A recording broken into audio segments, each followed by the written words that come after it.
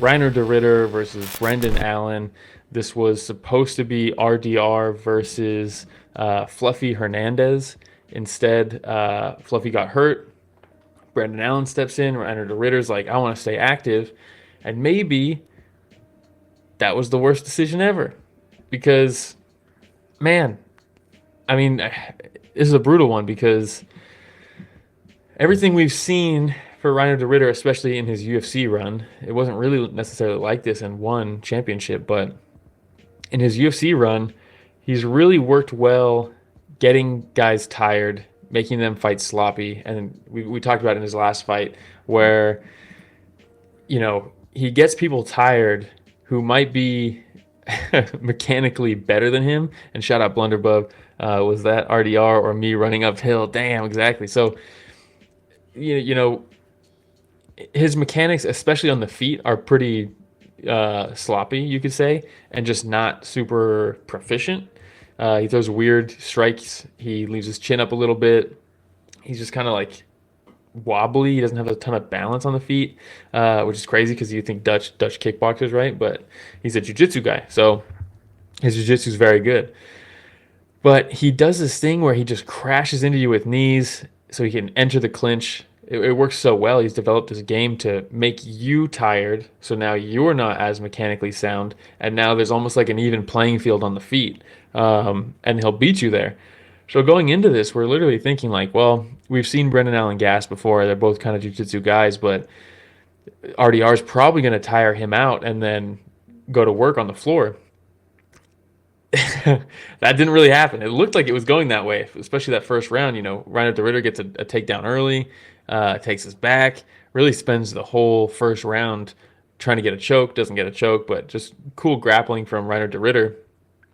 And then second round, he takes him down again. You're like, oh, this is going to be a long night for Brendan Allen. Reiner de is going to sap his gas tank and continue on this path that he's already on.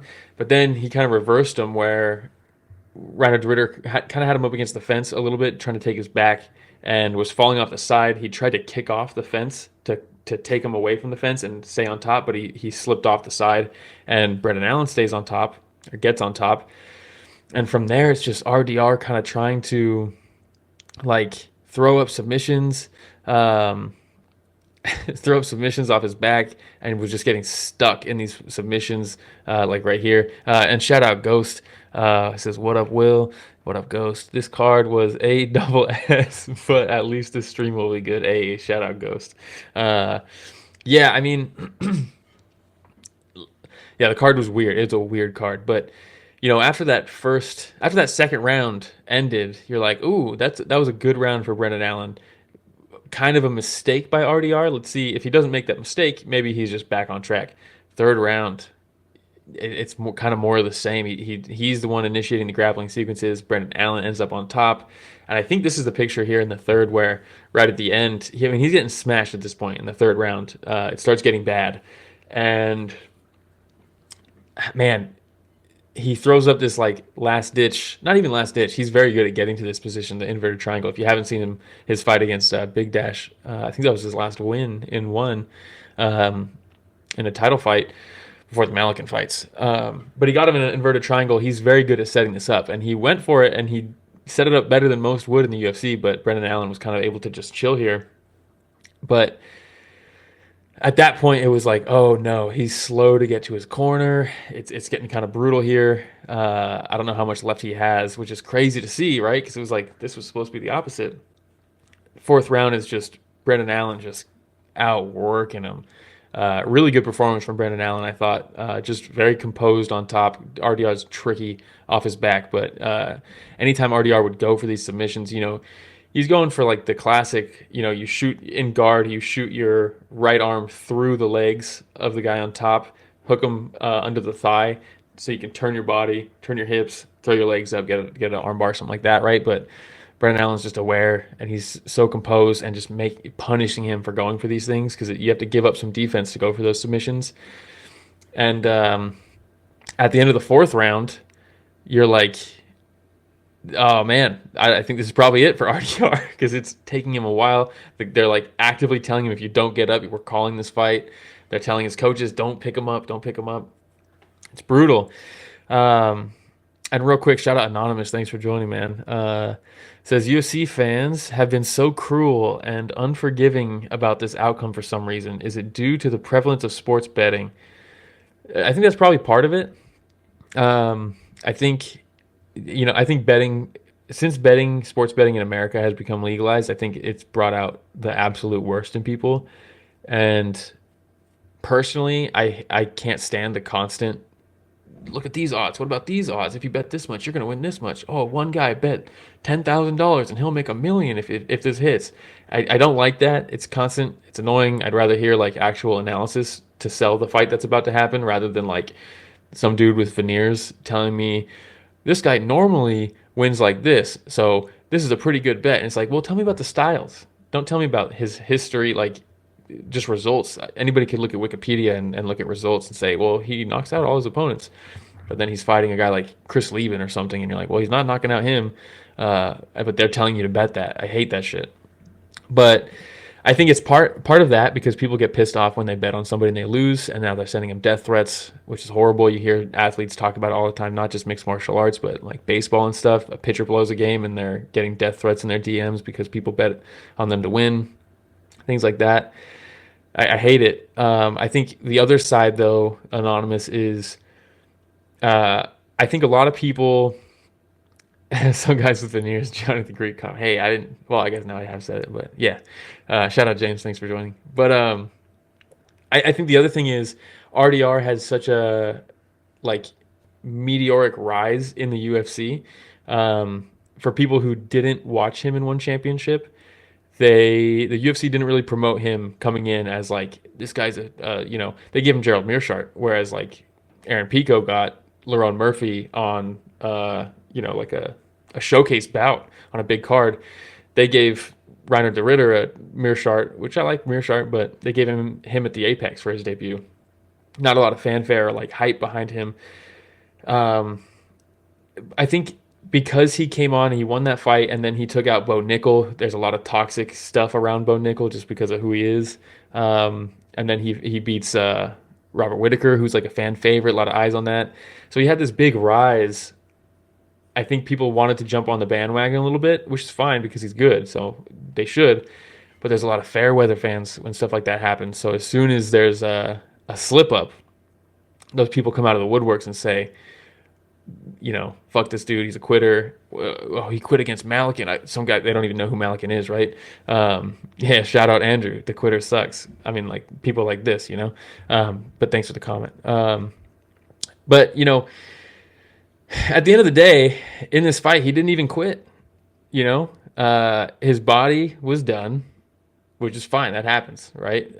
It's crazy to see it happen at this level, especially when it's like, hey, this is supposed to be your wheelhouse, this grappling stuff, right? So it's crazy to see. It's shocking, right? So maybe people are just like, I don't know how to handle this because like, what the fuck did I just watch? But it's also his coach threw the towel in. He did. They said, if you don't get up, we're calling this fight. He got up. He went to his corner.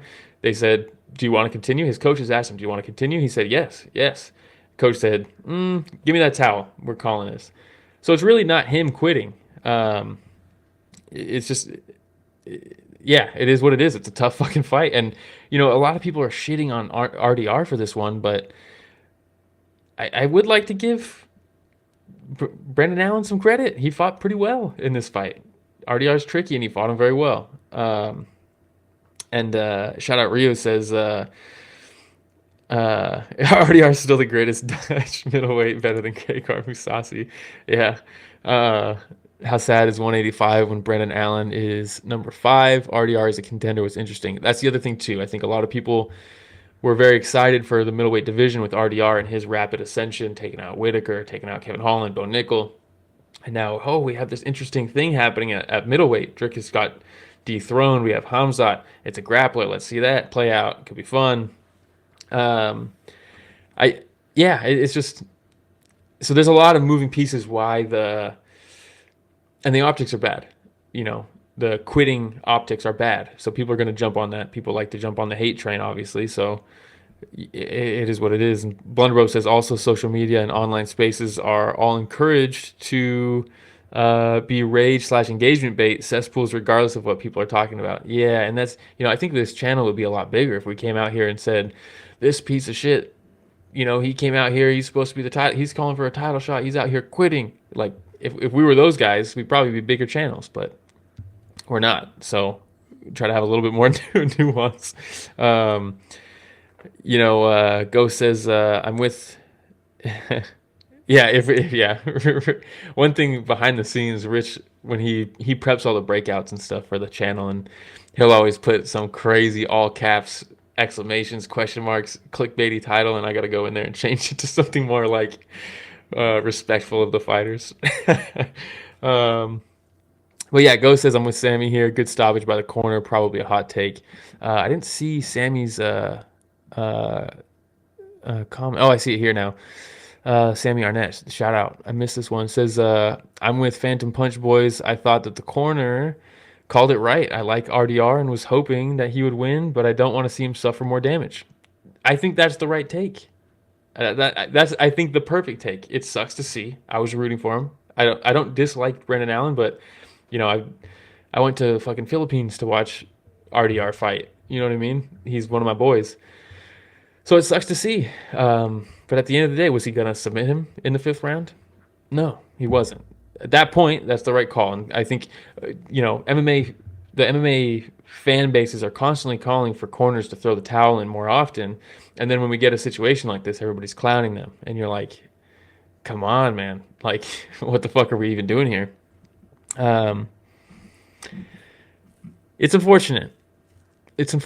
Andrew, shout out Andrew, thanks for commenting. Says he quit on stool at 1-2. But if you watch that fight, he was fighting a heavyweight marauder in Anatoly Malikin, who had already finished him once, and they fought again. And it was a fucking dogfight. He ate a ton of shots there. And if I'm in that position, I'm not getting up. I'm not able to get up. Some of these people are fucking superhuman for being able to take these shots and keep fighting. And if you don't get knocked out, plenty of other people and fighters will tell you this. They'll get hit with a big shot and they'll go down. They'll hold their face and they'll say, "There's a barrage coming," and then it's going to be over. They're not unconscious. Most of the time, knockouts, they're going to be unconscious. But a lot of times, people go down because they're done, and that's fine.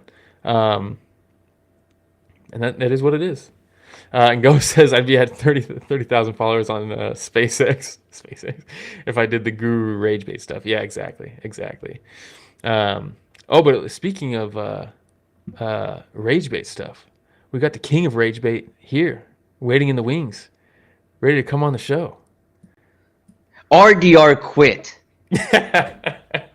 I just come in right away with the most rage bait thing ever. Very first thing they say. Yeah. Oh, way to kick it off, though, Will. I appreciate it. Sorry for being late. No, dude, it is what it is. Yeah, what did you think? I thought it was fine that his corner threw in the towel. Yeah, look, dude, he was absolutely gassed. He had a hard time standing up, right, and getting back to his corner. Yeah. If they didn't throw in the towel in the next one, if he survived the next one, don't know that he would have stood back up after being on his back for the other 5 minutes. Dude, he's just too comfortable being off his back. And I know that he's super comfortable with this jiu-jitsu. I get it, right? But, dude, unless you had that Maravalishvili type gas tank, if you don't get that finish in the first 3 rounds, it's going to be trouble. Yeah, and it's just, I don't know. I'm glad to see corners throw in the towel. And there was another fight on this card where maybe the corner should have stepped in and said, no. More. Hey, everybody. Romero and Will here. Thank you for watching that short clip. Just so you know, that was a small excerpt from what we covered this last Sunday. Right, Will? Yeah, we cover the entire event every weekend. So this was just a cutout from the live stream that we did. The link to that live stream is in the description. So if you want to hear about the other fights that night, it's down below in the description. Please subscribe, hit the notification bell because we go live every Sunday to cover events. And if you do that, you'll know for next week and you can tune in and be in the chat and get featured on the show just like everybody else was on this clip. We hope to chat with you live.